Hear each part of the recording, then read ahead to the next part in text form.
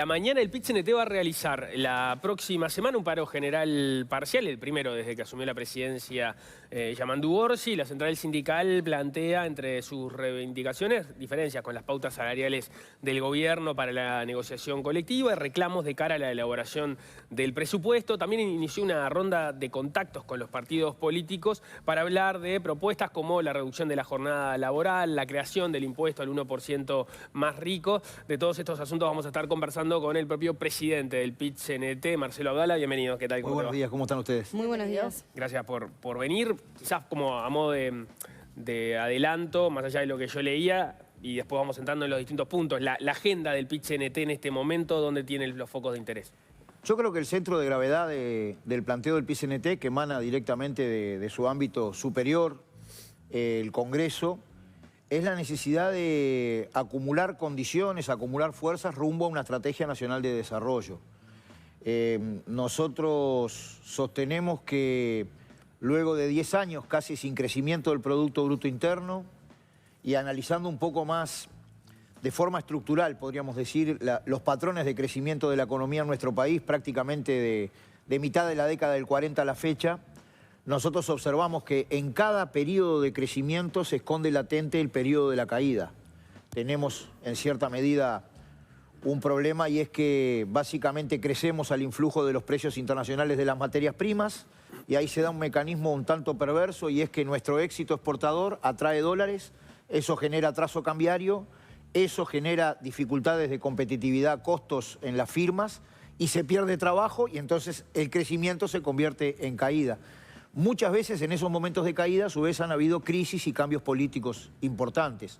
Entonces nosotros sostenemos, básicamente, si hace décadas venimos haciendo lo mismo con los mismos resultados, hay que ir por otro camino. Y hemos planteado la necesidad de diversificar la matriz productiva, apuntar a mejorar el ratio de inversión en ciencia y tecnología y en innovación en las empresas, cambiar el patrón de competitividad, costos y en particular costos salariales por una digamos, propensión mayor a la calidad. Y la verdad es que este planteo nosotros lo conversamos con la Confederación Gremial Empresarial y en principio tuvimos buena disposición del sector empleador y el Poder Ejecutivo, más allá de que obviamente hay muchas veces que la coyuntura te empapa y te obnubila la estrategia, también dijo que podría haber espacios para un ámbito tripartito que converse estas cosas. Así que estamos un poco a la espera, pensamos que a mediados de este mes vamos a tener alguna forma de conversación de con qué metodología abrir este espacio de diálogo y de negociación, que para nosotros es muy importante, ¿no? Bien, ¿Por qué razón? Termino con esto. Obviamente que en las propuestas específicas, bienvenido el debate, pero hay una cuestión que es una evidencia empírica rotunda, digamos.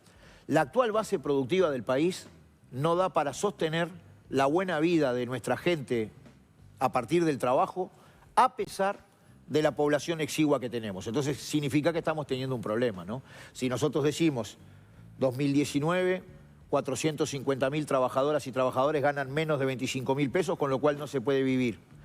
2024 esa cantidad se elevó a 550.000, creció en 100.000. Si cuesta tanto resolver el desempleo femenino y el desempleo juvenil, si tenemos un promedio de informalidad en un país de cercanías como el nuestro, que está por arriba de un 20%, bueno, tenemos dificultades, ¿no?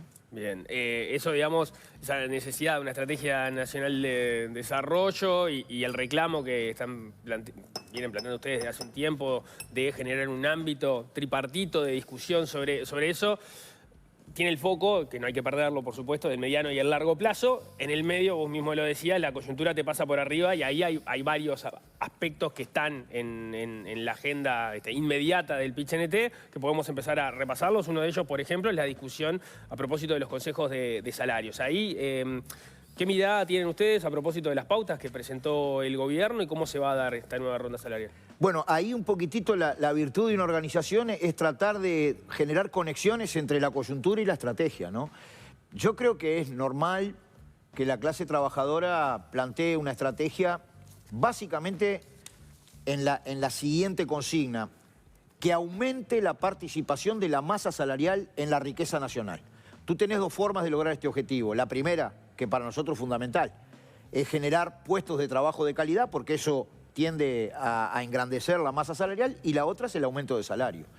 Nosotros hemos dicho que los criterios del Poder Ejecutivo en el sector privado han sido, digamos, mejores que los de la administración anterior, pero todavía insuficientes. ¿Por qué razón? Porque cambian la lógica, se trata de ajustes nominales que tienen un armazón conceptual basada en que se cumplan, digamos, los parámetros de estimación de la inflación del Poder Ejecutivo, y quiero ser absolutamente claro, nosotros somos socios de las políticas que apunten a reducir la inflación. Cuando la inflación crece demasiado, los primeros que pierden son los que vivimos, digamos, de ingresos fijos.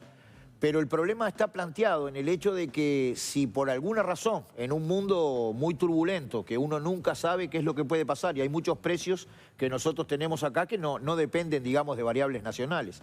Si la inflación sube por encima de lo que establece el Poder Ejecutivo, ahí se empiezan a complicar, digamos, los resultados de la pauta, digamos. Pero hay correctivos previstos de todas formas. Sí, pero los correctivos son sobre la base de la inflación subyacente, que no es exactamente la inflación total que carcome el salario de la gente, y son correctivos anuales, digamos. Entonces, ¿qué es lo que sucede? Si tú tenés un proceso donde la inflación llegara a crecer más, en el medio tenés un deterioro que no lo resolvés con el correctivo. A ver, ¿no? mínimamente para resumirlo, por si alguien no viene al tanto de cómo fueron las pautas. Básicamente se establecen 3 franjas. La primera va hasta los 38.950 nominales. Ahí, si se cumplen las expectativas de inflación, podría haber un aumento salarial de un 4% en 2 años. La segunda franja va hasta de esos 38.000 a los 165.000, sigo siempre hablando de nominales. Si se cumplen las expectativas de inflación, iría hasta el 2% de aumento real, digamos. Y a partir de ese monto, los 165.000, si se cumplen las expectativas de inflación, ahí ya no hay correctivos, básicamente se empataría, o sea, se mantendría el salario real. Lo que estás planteando vos respecto a que técnicamente es un poco complejo, de que los ajustes en el medio por inflación subyacente, quiere decir que si la inflación va mucho más arriba, por un lado vos no vas a estar teniendo aumentos de salario real durante el proceso, y si bien al final te podría llegar a recuperar, y están previstos correctivos de inflación por la inflación real al final del convenio, eventualmente si la inflación se dispara mucho y no sé, supera el 6%, el 6,5%, bueno, ahí en realidad vos tendrías el correctivo y eventualmente podrías empatar al final del periodo, pero los aumentos que estaban previstos de salario real no los tendrías. Pero para eso se tendría que dar inflaciones muy superiores, no a las que ha tenido Uruguay en términos históricos, pero sí muy superiores a las que se vienen dando, y no hay escenarios previstos de que Uruguay tenga esos niveles de inflación tan grandes, ¿no? Lo dijiste fenómeno, te vamos a mandar a los consejos de salario. No, obviamente, y es así como tú decís. Es decir, y nadie quiere que la inflación se dispare. Nosotros no nos movemos en un sentido de profecía, digamos, autocumplida. Pero, digamos, podría decirse que si en los criterios del Poder Ejecutivo, que no es el resultado de la negociación es tripartita. Y si hay acuerdos obrero-patronales, pueden ser en los parámetros que establece como propuesta el Poder Ejecutivo o por arriba. Pero digamos que en los criterios del Poder Ejecutivo nosotros esperábamos alguna forma, digamos, de salvaguarda mayor con respecto al poder de compra del salario real en primer lugar. Y en segundo lugar, un problema que es conceptual y capaz que es de detalle y sin las cartas vistas nadie puede saber. Digamos que nosotros consideramos que si el Producto Bruto Interno crece, está bueno que por lo menos la masa salarial crezca o el salario crezca en la misma proporción. Cuando ellos presentan los criterios, hacen una estimación para 2 años de un crecimiento de la riqueza nacional de un 4,5%. No obstante ello, en los salarios plantean un crecimiento de un 4,2%. Entonces, los salarios más sumergidos, incluso. Seguro. Entonces, ¿qué significa? Que inclusive podría darse el hecho, aunque mínimamente, que la participación del salario en la riqueza general se deteriore, inclusive con estos criterios. Los mismos criterios del Poder Ejecutivo para el sector público. Bueno, si nosotros decíamos que los del sector privado son mejores que los de la administración anterior, que tienden a ponderar de otra manera los salarios más sumergidos, aunque puede generar ahí alguna dificultad con el nivel de las categorías, de las franjas salariales, por las diferencias de aumento que hay en las distintas franjas, pero bueno, eso es conversable en cada rama de actividad. Lo que pasa es que cuando el Estado hace de empleador, sus criterios son distintos. Entonces ahí nosotros es donde tenemos una crítica un poco más exacerbada con respecto a los criterios, porque en el sector público no existe este planteo de las franjas, solamente tienen ajustes de carácter nominal y no se comparte absolutamente nada con los trabajadores y las trabajadoras los eventuales crecimientos que pudiera haber del Producto Bruto Interno.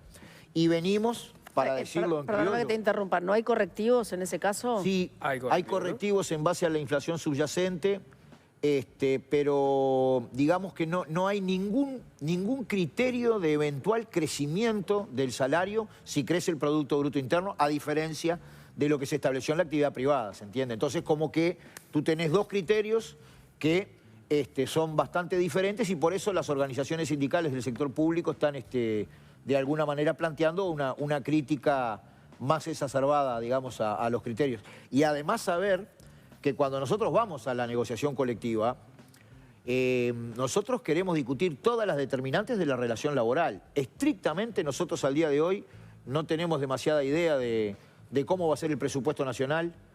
En general se considera que venimos de un atraso muy grande desde el punto de vista del empleo. En algunos lados se está viendo dificultades hasta para cumplir con los servicios básicos que ofrece, digamos, el Estado a la ciudadanía. Y desde el punto de vista de la contratación de trabajadores, desde ese punto de vista, todavía nosotros no hemos tenido ninguna forma de diálogo, de conversación, tal cual establece la ley de negociación colectiva, que obliga al Estado cuando hace de empleador también, ¿no? No es solamente un ámbito en el cual, obviamente, el Ministerio de Trabajo opera mucho más de, digamos, mediador, conciliador, de buscar propuestas comunes a las partes. Pero ¿no es un proceso que se vaya a dar ahora? ¿Cuál? El de, justamente, negociación. Bueno, nosotros notamos allí alguna resistencia, digamos, en la delegación, digamos, para poder conversar estas cuestiones, porque la verdad que consideramos que se viene de un atraso bastante grande con esos criterios de que si se jubilan 3, entra 1, si se jubilan 4, entra 1. Que, ojo, nosotros no estamos planteando acá una contratación, digamos, para labores que no necesitan gente, pero hay muchos trabajos en el Estado que requieren, digamos, mejorar la contratación. Y otro elemento más, así tú no contrates gente nueva, hay un problema que muchas veces el Estado es uno de los precarizadores o desreguladores más importantes de la economía, ¿no?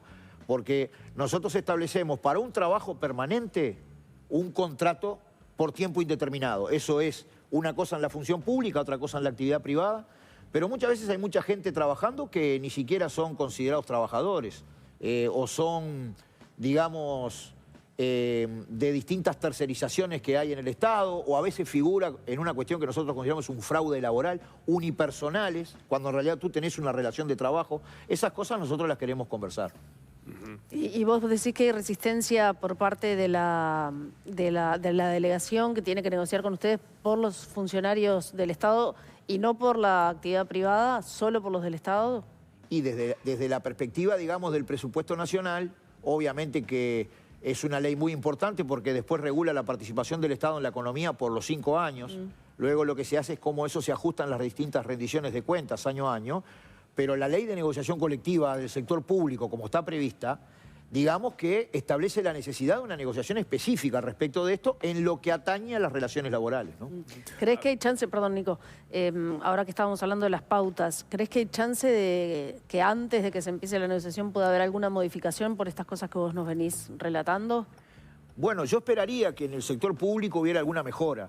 En el sector privado ya fueron comunicadas, se conversaron con la delegación en el Consejo de Salario del sector empleador, también la delegación de la parte trabajadora.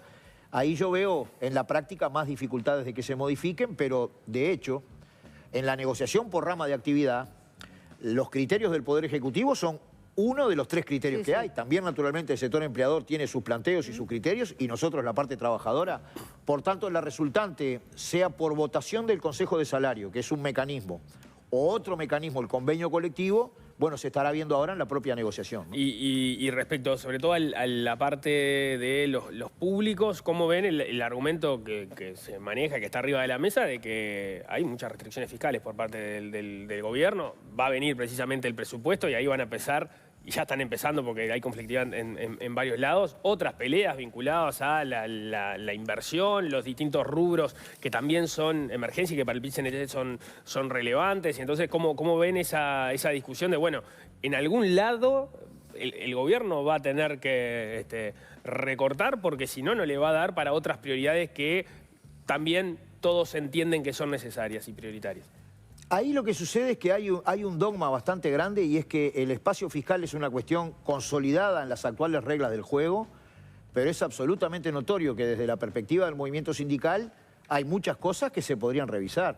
Nosotros hemos hecho planteos, digamos que las exoneraciones que muchas veces existen a las grandes empresas son exorbitantes.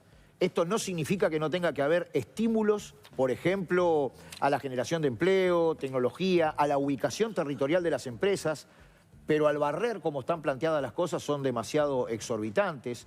De forma, digamos, absolutamente clara hemos planteado la necesidad, digamos, de que se persista en una labor que combata las formas de ilusión y de evasión que existen, digamos, al respecto de esto, y nosotros no tenemos en realidad ningún tipo de dogma desde el punto de vista de concebir que es mala palabra retocar, digamos, el sistema tributario en la perspectiva de que pague más el que tiene más. Lo hemos planteado en el diálogo social de seguridad social, hemos planteado una herramienta de un tributo especial para superar la pobreza y nada indica para nosotros que no haya que mirar esas cuestiones. Obviamente, si me preguntan a mí, el impuesto más desigual y más regresivo que hay es el IVA. Estaría bueno que se le aflojara el IVA a la población, porque una persona que gana ingresos fijos paga IVA por la totalidad de su ingreso y una persona que tiene capacidad de ahorro e inversión solamente paga IVA por lo que consume. Entonces, la verdad es que nosotros en ese sentido no descartamos que pudiera haber algún estudio que mejore las posibilidades fiscales del país para invertirlas en la gente, ¿no? Para invertirlas en el desarrollo nacional, en el trabajo y en la vida de la gente. Pero hablas de IVA personalizado, que fue una de las propuestas que estuvo sobre la mesa, o una baja general. Es que en realidad si hubieran mecanismos, digamos, de control, digamos, de que una reducción del IVA efectivamente le llegue a la gente, ¿no? Que no quede para engrosar la rentabilidad del intermediario. Yo creo que todavía, más allá de que la reforma tributaria que hizo la primera administración del Frente Amplio, la del 2005 a la del 2010, avanzó en términos de progresividad, todavía hay muchas zonas de una estructura tributaria absolutamente desigual, al mismo tiempo que la sociedad, que es absolutamente desigual en esa materia. Por eso te pregunto. Pero no solamente el IVA personalizado, sino mirar un poquitito más cuánto contribuye el IVA a la estructura tributaria, cuánto contribuye el patrimonio, la riqueza, la renta, digamos. Yo creo que haría falta, sí, un estudio. Bueno, de alguna manera eso lo marca el propio programa de gobierno de la fuerza política que está gobernando, ¿no? Hay una postura en relación a esta lógica de la progresividad que indica, antes de poner en foco en quienes pagan más, tratar de generar más riqueza dentro del Estado para después distribuirla. Y empezar a distribuir cuando se haya generado ganancia, de alguna manera, más riqueza, más torta para repartir, ¿no? Sí, es cierto. Yo conozco esa teoría, pero es una teoría... O sea, el foco en el crecimiento antes que en la redistribución. Claro. La fábula de la torta, ¿no? Es una teoría para mí de décadas que ya ha demostrado que no funciona, ¿no? Porque de alguna manera se dice, bueno, primero crecer para después repartir. Y han habido múltiples periodos en la historia donde nuestro país ha tenido un nivel importante de crecimiento, pero el reparto no llega nunca, ¿no? Y además, por lo primero que te decía, obviamente que es mejor crecer que haya una caída en la riqueza, en el producto. Pero nosotros tenemos un problema que tiene que ver con la calidad del crecimiento. No solamente, nosotros no nos conformamos con el objetivo de la sociedad de crecer, obviamente que lo compartimos, pero también queremos hacer más sofisticado ese crecimiento, desde un punto de vista de cómo nos insertamos en las tendencias actuales. Hoy hay una tensión muy grande en el mundo y en el fondo lo que está planteado es una nueva división internacional del trabajo. Hay potencias que están teniendo guerra comercial y lamentablemente también guerra directa en muchos casos. Y bueno, a nosotros nos parece que esto, que es caótico en muchos sentidos, también debería debería generar una oportunidad para la reflexión de a qué nos vamos a dedicar nosotros en las próximas décadas, porque si tú tenés una situación como la actual, donde siendo tan poquitos te sobra gente, bueno, tenés que pensar de qué manera trabajás de otra forma y bueno, bienvenido eso a partir del propio diálogo, ¿no? Que todas las partes podamos llegar a algunos acuerdos desde el punto de vista de impulsar una estrategia distinta, ¿no? Que no es fácil, obviamente, porque una cosa esto es decirlo y otra cosa es implementarlo. Mencionaste el tema del impuesto al 1% más rico que ha generado dentro del Frente Amplio ciertas tensiones. Hay algunos senadores que están muy comprometidos con la causa, como puede ser Andrade, Constanza Moreira, Gustavo González, pero hay otros que salieron un poco a criticarlos. Podemos decir que Betiana Díaz como que le restó importancia a la discusión, dijo que eran 3 senadores de los 17 que tiene el Frente Amplio. ¿Cómo estás viviendo el tema que se da en el Parlamento? Bueno, yo en primer lugar festejo el debate. Está bueno que se puedan discutir y dé fuerza. Y esto esconde un problema que es muy grande, digamos. ¿Cómo nosotros logramos, además de debatir los instrumentos, la lógica instrumental, discutir los fines? Porque en definitiva las propuestas tienen un contenido, tienen una ética. Desde el punto de vista de los fines, yo estoy convencido que es saludable generar herramientas que resuelvan simultáneamente la cuestión de la desigualdad y su producto, la pobreza infantil. Y la herramienta que aportó el movimiento sindical, digamos, que pueden haber otras, y bienvenido el debate en torno a eso, efectivamente trata de poner centro en los fines y el hecho plausible de una ética que pretende resolver un problema que nos insulta. ¿Por qué razón? Porque esto de la dependencia que yo decía y la necesidad de cambiar la matriz productiva inaugura además una paradoja que es terrible. Estamos en un país que logra exportar alimentos para decenas de millones de personas y tiene un problema de pobreza infantil. Entonces, creo que está muy bueno discutir en los fines y desde el punto de vista de las herramientas, bueno, creo que el debate está muy bueno.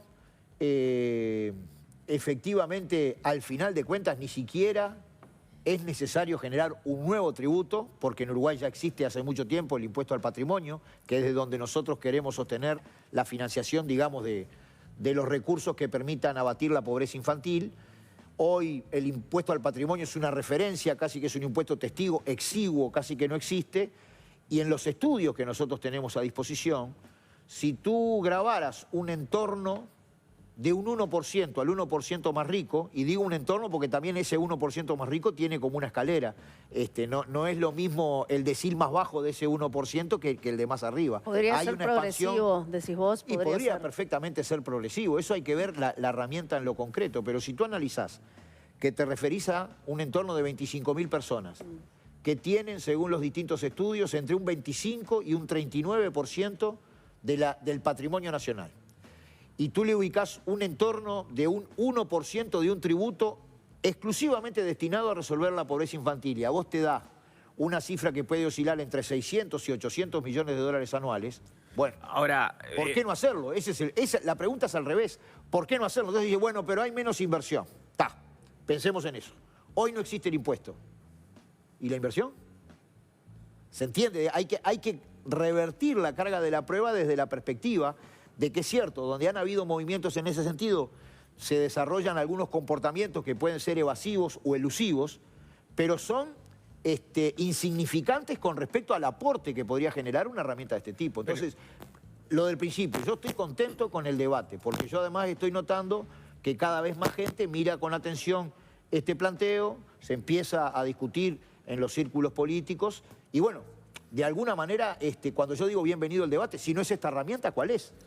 Pero vos decís precisamente, la herramienta que puso a disposición el PIT-CNT, ¿el PIT-CNT puso la herramienta a disposición? Porque no presentó todavía un documento concreto en el cual esto esté establecido de forma, cómo se utilizaría el instrumento, ¿no? Hay algunas investigaciones que ya venían de antes, del año pasado, que lo hemos conversado aquí, los economistas Mauricio de Rosa y Joan Vilá, pero eso no, digamos, esa no es la propuesta del PIT-CNT, no hay una propuesta todavía concreta. Justamente viene a colación porque la última resolución del PIT-CNT en esta materia es generar un equipo técnico donde ellos dos están, y realmente es disfrutable cuando tú escuchás las exposiciones, además con distintos economistas, está el CIMBE, está, digamos, abogados tributaristas, porque el éxito está en el bisturí fino de después cómo se hace el planteo específico. Este equipo técnico va a sugerir al PIT-CNT un documento riguroso, en primer lugar, y en segundo lugar una herramienta, una propuesta concreta.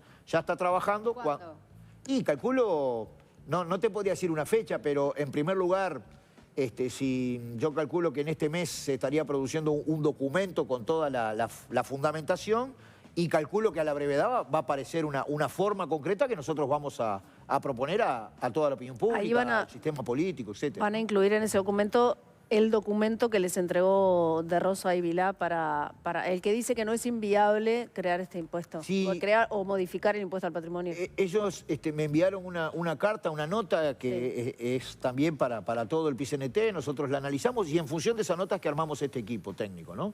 Entonces, yo creo que a la brevedad, para nosotros cuanto antes posible, ¿no? Pero va a estar una propuesta que creo que va a profundizar la discusión y bienvenida a la misma, ¿no? Podría incluir, perdón, Anita, el otro día estuvimos charlando acá con Gustavo Viñales y él planteaba la discusión de que esto que podría ser un impuesto temporario, como una analogía del fondo COVID, por ejemplo, ¿no? Un impuesto temporario que se pague mientras se solucionan otros problemas del país, pero que ayude a solucionar el problema más rápidamente. Puede ser, sí, sí.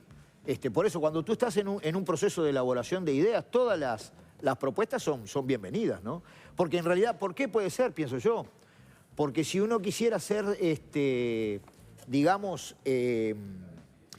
fundamentado en torno a la cuestión de la pobreza y en particular de la pobreza infantil, en realidad habría que eliminar las causas que generan la pobreza. Es decir, podría pensarse en esos términos. Yo no descarto nada. Lo que sí estamos un poquitito a la espera de la elaboración de ellos mismos que nos van a acercar. Mencionaste recién a Sinbe, algunos economistas, otros dirigentes que acompañarían esta iniciativa, pero el presidente de la República y el ministro de Economía, Yamandu Orsi y Odone, dijeron, por lo menos hasta el momento, que descartan la posibilidad de aplicarlo. ¿Por qué te parece que en definitiva esta iniciativa genera resistencia dentro del Frente Amplio, cuando, siendo la fuerza de izquierda, podría resonar un poco más fuerte y sin embargo una gran parte del partido lo ha rechazado?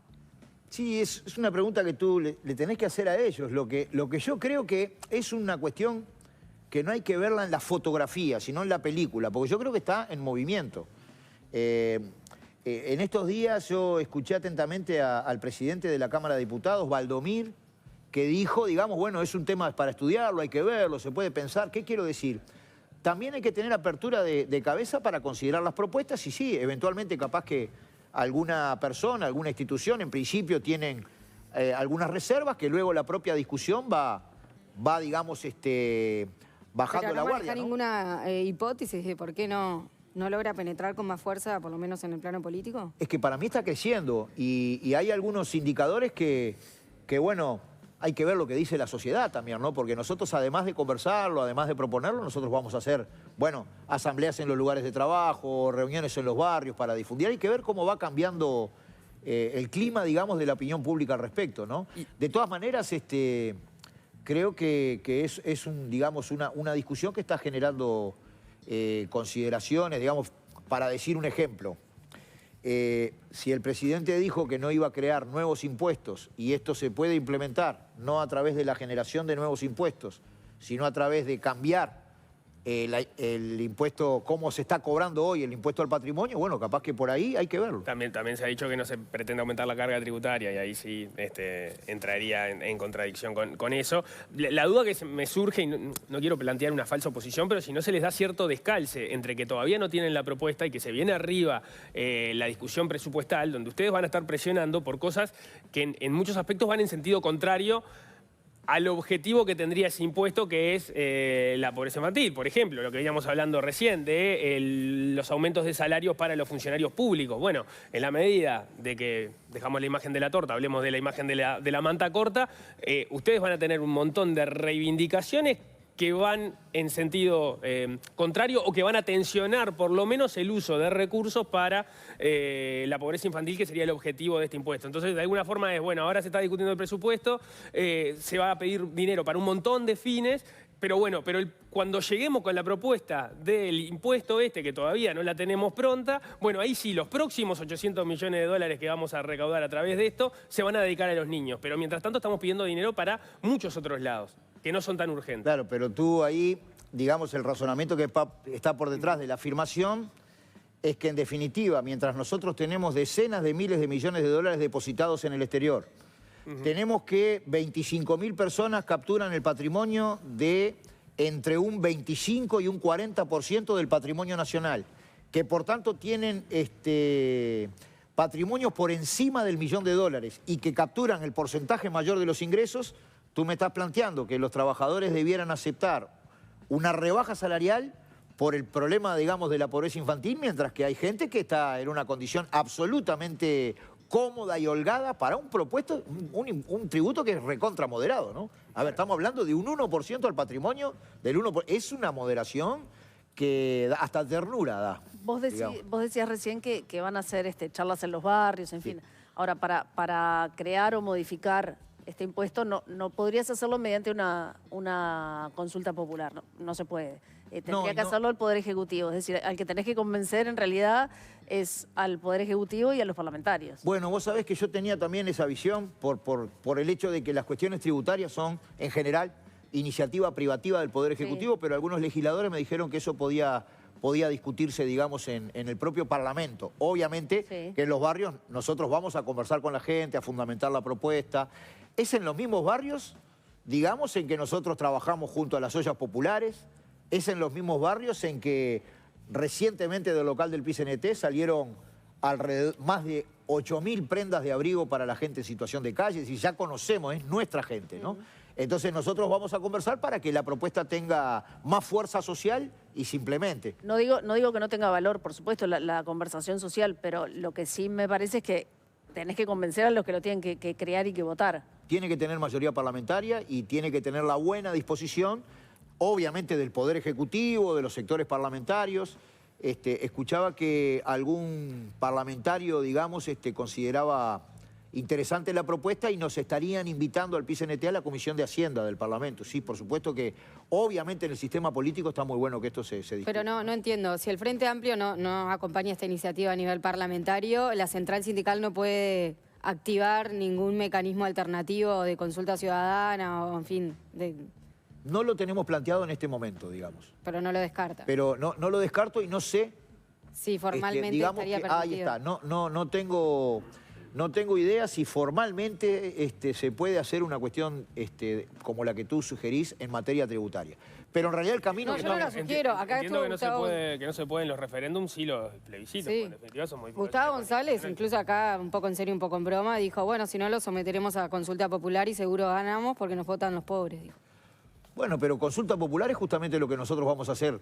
Mañana tenemos reunión de la Intersocial, vamos a armar ahí ámbitos, digamos, de desarrollo de esto en los barrios. Recién empieza la cuestión y, bueno, obviamente que nosotros la empujamos, pero sí, como ustedes dicen, se necesita la buena disposición del sistema político, sin exclusiones, ¿no? Porque esto es una cosa que no debería quedar partidizada, es para los chiquilines, es para que en un Uruguay rico en alimentos no tenga pobreza infantil. Cambio de tema, siempre cuando estás en el primer año de gobierno, en la discusión presupuestal, hay un montón de...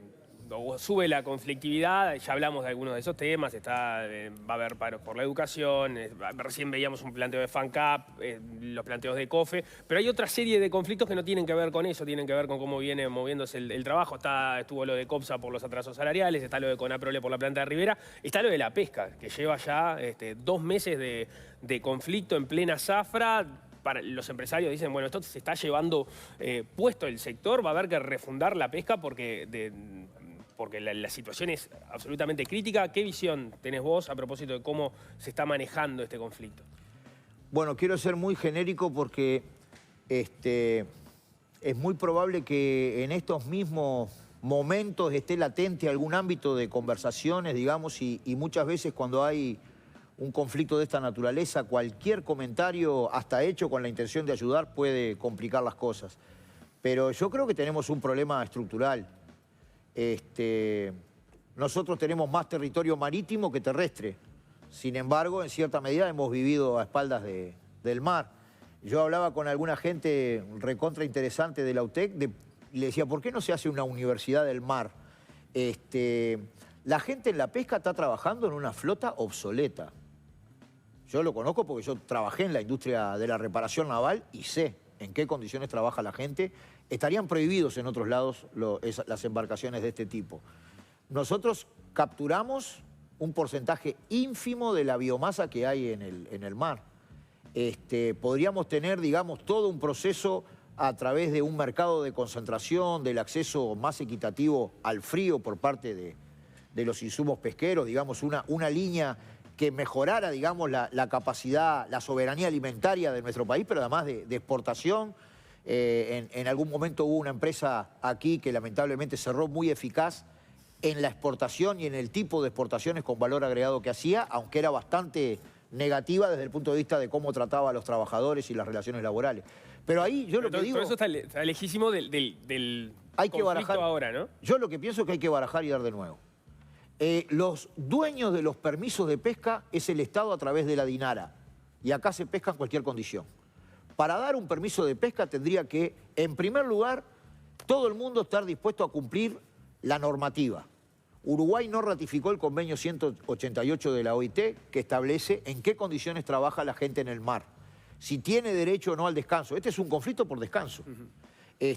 Por descanso durante el tiempo de trabajo. Yo entro en una empresa metalúrgica y tengo derecho por lo menos a mi media hora de descanso entre la cuarta y la quinta hora. Pero aunque se dé con convenio firmado, que es lo que dicen las... Claro, pero el convenio firmado no establecía nada al respecto de esto. Yo no me quiero pronunciar sobre el fondo, sino decir de que es muy bueno que las partes lleguen a un acuerdo rápido para poder salir a pescar, pero además tiene que haber un plan nacional de pesca, tiene que haber criterios de transformación de un sector, porque esto no es de ahora. El año pasado tuvimos una huelga empresarial.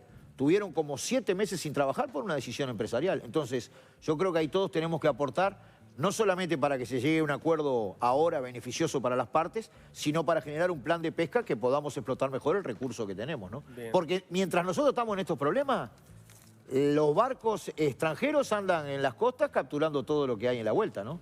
Es decir, es un problema también de soberanía.